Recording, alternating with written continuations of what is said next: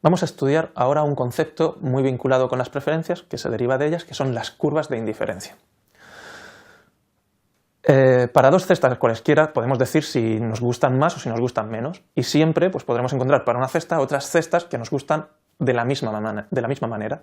Bueno, pues es un concepto importante saber cuáles son todas las cestas que nos gustan de la misma manera. Por ejemplo, pues, podemos suponer que a un consumidor, a Ana, le gusta por igual la cesta A y la cesta B, que ambas le gustan más que la cesta C, que tenemos aquí dibujada. Bueno, sería interesante también conocer qué otras cestas le gustan a Ana, tanto como A o como B.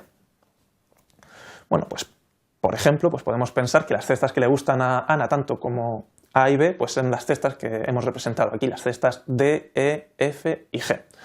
Y además podríamos pensar que esas cestas le gustan tanto como A o como B, y también le gustan por igual cualquier cesta que esté en la curva que une dichas cestas. Pues esta curva que hemos representado aquí con los guiones rojos. A la unión de todas las cestas que a un consumidor le gustan por igual es a lo que llamamos curva de indiferencia. Una curva de indiferencia son todas aquellas cestas entre las cuales el consumidor es indiferente.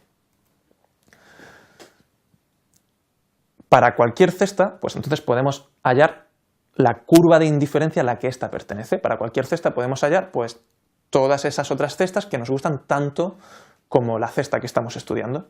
Bueno, pues podríamos cubrir todo el espacio de tomates y de lechugas uniendo en funciones, uniendo en curvas, todas las cestas que nos gustan por igual.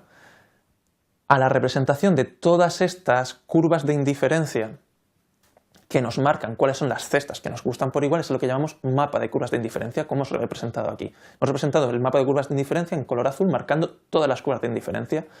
Todas las cestas que estén situadas en cada una de esas curvas que veis ahí de color azul, pues nos gustarán lo mismo. Y las cestas que estén situadas en curvas de indiferencia distintas nos gustarán de forma distinta. ¿Cómo son las curvas de indiferencia? ¿Qué propiedades tienen?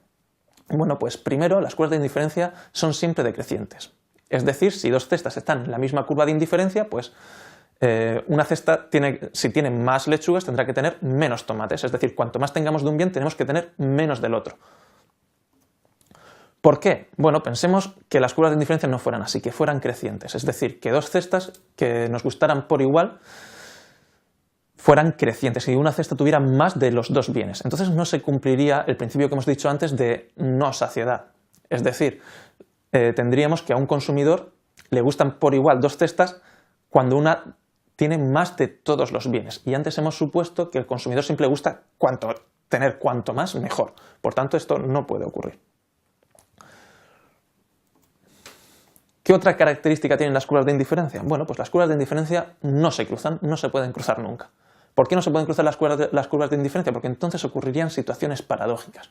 Bueno, fijémonos en estas cuatro cestas, A, B, C y D, y imaginemos que las curvas de indiferencia se pudieran cruzar y que tuviéramos tres cestas, A, B y C, sobre una curva de indiferencia que se cruzaran con otra curva de indiferencia en la que estuvieran C y D.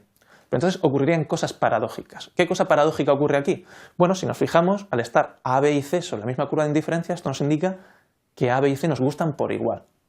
Al estar C y D en la misma curva de indiferencia, pues C y D nos gustan por igual.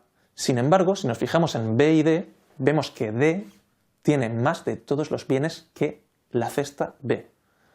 Aplicando el principio anterior, D nos tiene que gustar más de lo que nos gusta B. Y sin embargo, al cruzarse las curvas, ahí lo que tenemos es que A, B y C nos gustan lo mismo, C y D nos gustan lo mismo, y por tanto B y D nos tienen que gustar lo mismo. Sin embargo, D tiene más de todo. Por tanto, esto no puede ocurrir. Aquí lo que nos está cumpliendo es el principio de transitividad. Por esta razón, las curvas de indiferencia no se pueden cortar nunca. Siempre van a estar unas por encima de otras en todos sus puntos.